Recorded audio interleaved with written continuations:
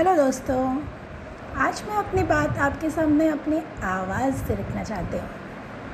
बात थोड़ी लंबी है, इसलिए मैंने टाइपिंग की जगह आवाज़ रिकॉर्ड करने का ऑप्शन चुना। बात कुछ उन दिनों की है जब मैं क्लास 9th में थी।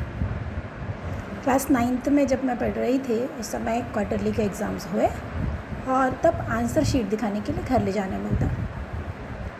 आंसर शीट जब मिले स्कूल में, मैंने देखा सारे एग्ज़ाम्स के सारे पेपर, सारे सब्जेक्ट्स में मुझे अच्छे मार्क्स मिले थे, बट इन हिंदी मेरे मार्क्स कम थे। कम मतलब बहुत कम थे। और जब मैंने आंसर शीट पूरी तरह से खोल के देखा तो उसमें देखा कि मेरे सारे आंसर्स में एक एक मार्क्स कट गए। राइट है, कहीं पे भी रॉन्ग नहीं है, बट एक एक मार्क्स काट दिया मेरे। लेकिन बाकी फ्रेंड्स जिनकी राइटिंग बहुत सुंदर बनती थी, उनको पूरे मार्क्स मिले। मेरी राइटिंग सुंदर नहीं थी, पर मुझे याद है मैं हमेशा साफ लिखती थी। कॉन्फिडेंटली आई कैन से कि मैंने कभी भी राइटिंग गंदी या भद्दी नहीं बनाई, बट फिर भी मुझे मार्क्स कम मिले। और इस हिंदी में कम मार्क्स कम मिलने के कारण मैं हर बार जो एग्ज़ाम में फ़र्स्ट रैंक आता था, उस बार मेरा रैंक 3rd आया। मुझे बहुत बुरा लगा, बट कुछ कह नहीं सकते थे। मैंने सर से पूछा, बट ही सेड कि आपके ये मार्क्स इसमें कटते हैं क्योंकि हिंदी इसमें पूरे मार्क्स नहीं मिलते। पर बहस करने की आदत थी नहीं। मैं वो पेपर लेकर घर पहुंची। जब घर पहुंची तो मेरे घर पे मामा और पापा पेपर लेकर बैठे। उन्होंने सारे पेपर्स देखे। तो जब हिंदी की बारी आई, जिसका मैं इंतज़ार कर रही थी कि मैं घर जाकर शिकायत करूँगी, मैंने शिकायत भी की।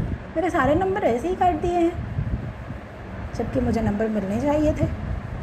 तो मामा ने पेपर देखा, कहा हाँ, हर जगह तो नंबर कटे हैं, लेकिन कटा क्यों है ये नहीं दिख रहा है। मैंने कहा सर ने कहा है कि हिंदी के पेपर में मार्क्स कम मिलते हैं, लेकिन बाकी के बच्चों को तो मार्क्स मिले थे। फिर वो पेपर पापा के हाथ में गया।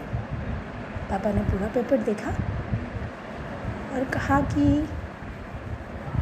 ये क्या किया है पेपर में, कोई ऐसे पेपर बनाता है। मैंने कहा क्या हुआ।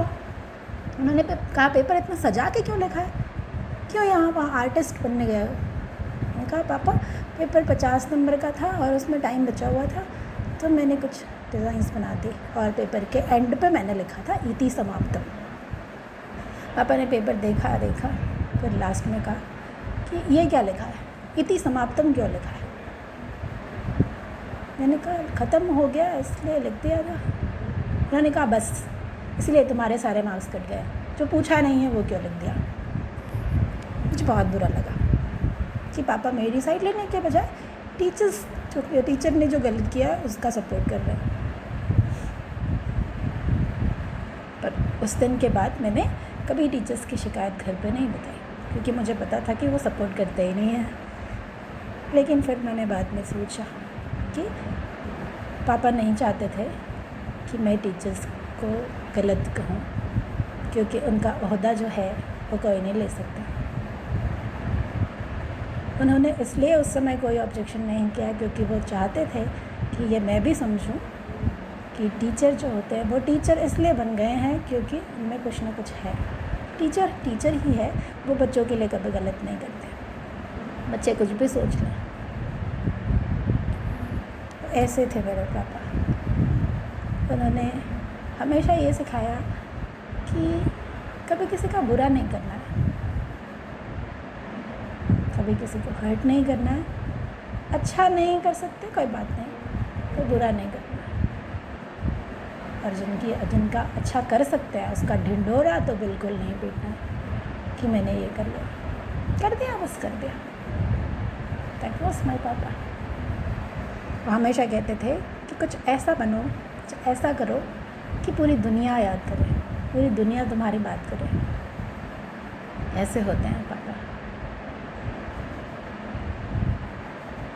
पापा अब तो मेरे साथ नहीं है, पर उनकी बताई हुई ये सारी चीज़ें आज भी मेरे साथ घूमती है और मुझे पीछे से कॉन्फिडेंस देती है। कोई भी काम करने से पहले मैं ये सोच लेती हूँ कि अगर वो होते तो उन्हें कैसा लगता, क्या ये उनको बुरा लगता या ये उनको अच्छा लगता। all these things what I'm doing today, I have done in my past and I will do in my future, is just because of my father. It is all the learnings of him only that I am here and doing my duties, responsibilities and other things as a family member, as a daughter, as a teacher and as a citizen. Happy Father's Day, Papa.